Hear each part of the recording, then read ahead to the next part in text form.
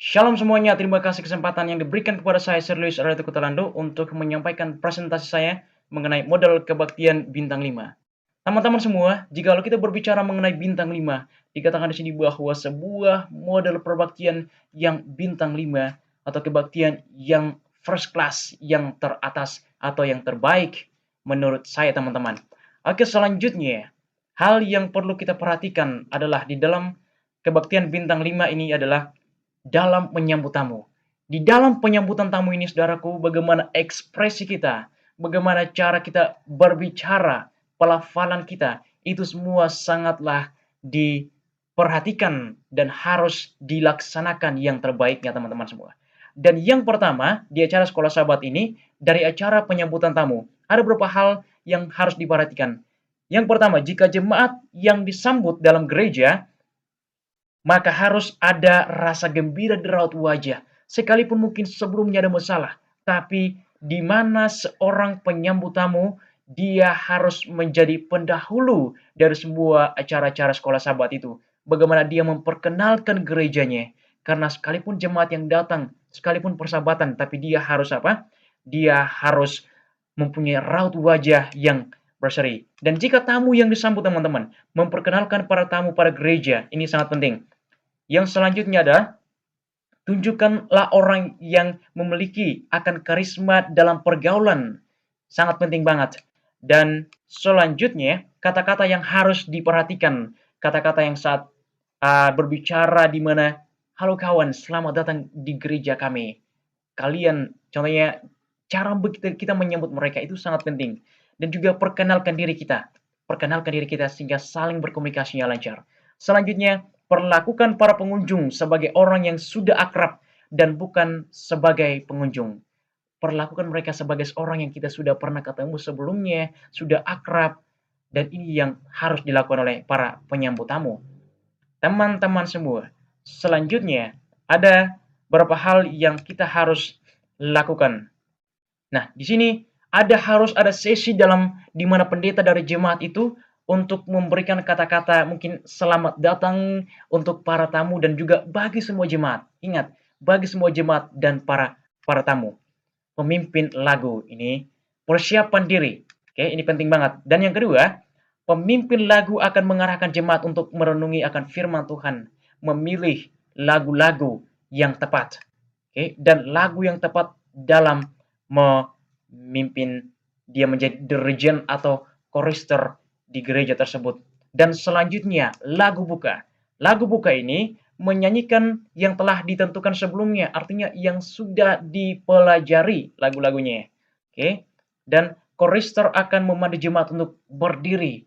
Supaya memiliki semangat yang baru, jemaat harus berdiri dalam menyanyikan lagu pujian. Dan yang terakhir, menentukan akan orang yang muda di setiap bangku yang telah disediakan. Kenapa saya harus membuat seperti ini? Karena ingat, ada sebuah pengalaman ketika saya menghadiri sebuah gereja di Salatiga, di mana mereka memisahkan orang tua dan orang muda. Ini kurang tepat menurut saya. Tapi lebih baiknya kita menempatkan orang-orang muda di tengah-tengah mungkin di orang yang lebih usia lanjut supaya mereka juga memiliki semangat yang muda. Inilah yang perlu diperhatikan. Nah, doa pembuka sekarang. Langkah-langkah sebagai berikut. Dalam doa pembuka ini, saya akan memutar sebuah instrumen sehingga dapat menyentuh hati setiap jemaat di mana tamu yang hadir dalam perbaktian tapi dengan nada yang pelan-pelan sesuai dengan keadaan saat kita berdoa. Dan selanjutnya teman-teman, lagu pujian. Nah, lagu pujian ini ada satu metode yang saya ambil dari gereja Katolik di mana saya pernah menonton kebaktian ini sangat luar biasa di mana orang-orang yang lagu pujian ini, mereka sudah bersiap di samping gereja ini, mereka sudah bersiap. Nah, ketika sudah lagu pujian, mereka akan bernyanyi. Mereka akan bernyanyi di tempat mereka. Dan ada saatnya mereka juga akan berpindah di depan si teman-teman. Ini sangat luar biasa. Dan tentunya sudah bersiap, kita pasti harus ada persiapan sebelumnya. Itu yang perlu diperhatikan. Mengenai persembahan, hal-hal yang harus diperhatikan dalam mengumpulkan persembahan khususnya diakon dan diakones. Teman-teman, yang pertama, barisan mereka dalam mengumpulkan akan persembahan. Penting keteraturan.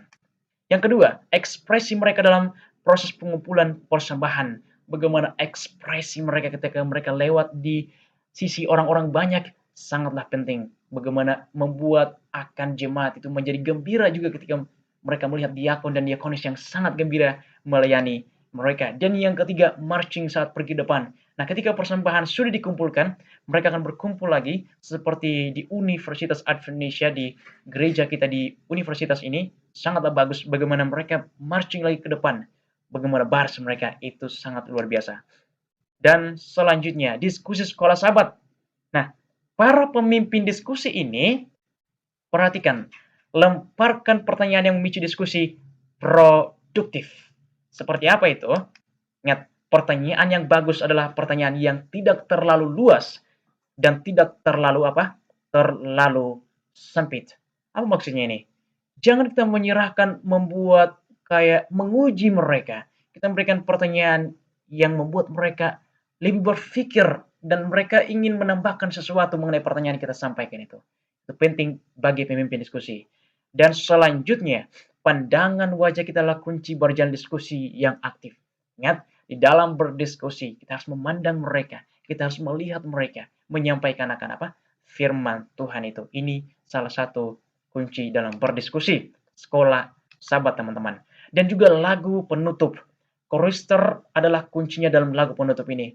Pastinya teman-teman di dalam berdiskusi pastinya akan ada beberapa jemaat mungkin yang mengalami rasa bosan, yang mengalami rasa akan mungkin kesepian mereka. Tapi ketika chorister memimpin ke depan lagu, dia berdiri depan dan dia akan menyatakan selamat sahabat semuanya. Dia akan senyum kepada mereka. Mari kita tetap bersuka cita. Mungkin dia berikan beberapa motivasi. Ini yang perlu diperhatikan. Dan selanjutnya, lagu baru dinyanyikan akan lagu penutup yang sesuai dengan pelajaran yang baru didiskusikan. Perlu diperhatikan penyesuaian, teman-teman.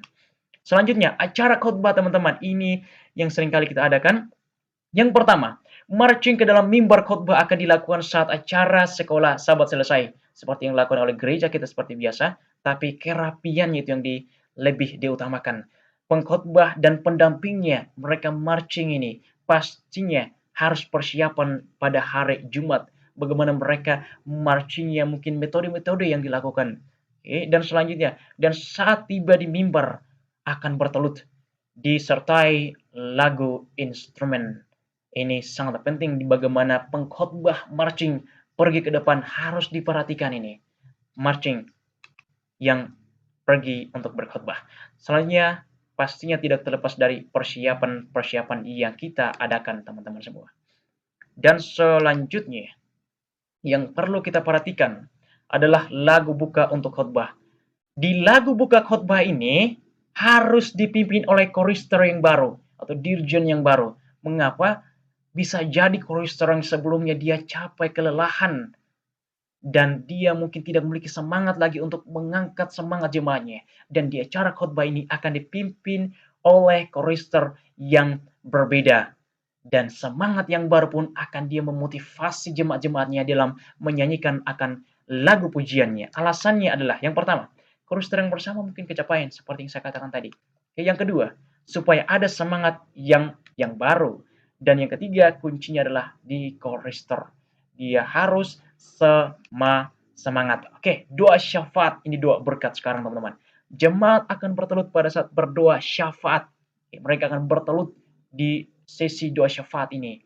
Dan pastinya gereja, saya pernah menghadiri sebuah gereja di Solo. Di Salatiga bagaimana kursi mereka di bawah itu, mereka sudah sediakan untuk yang lansia, untuk sebuah bolsak, sebuah sofa untuk mereka bertelut teman-teman semua. Jadi di dalam gereja semua itu mereka bertelut dan rasa nyaman.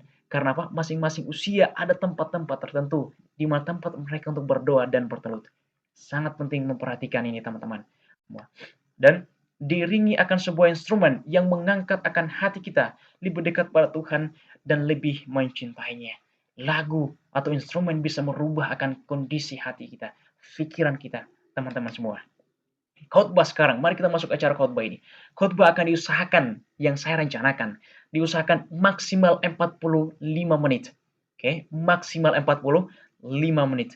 Dan khotbahkan firman. Kebanyakan orang mereka hanya menyampaikan akan bagaimana berita-berita di internet, tapi khotbahkan firman ini sangat penting dan dilanjutkan dengan doa penutup.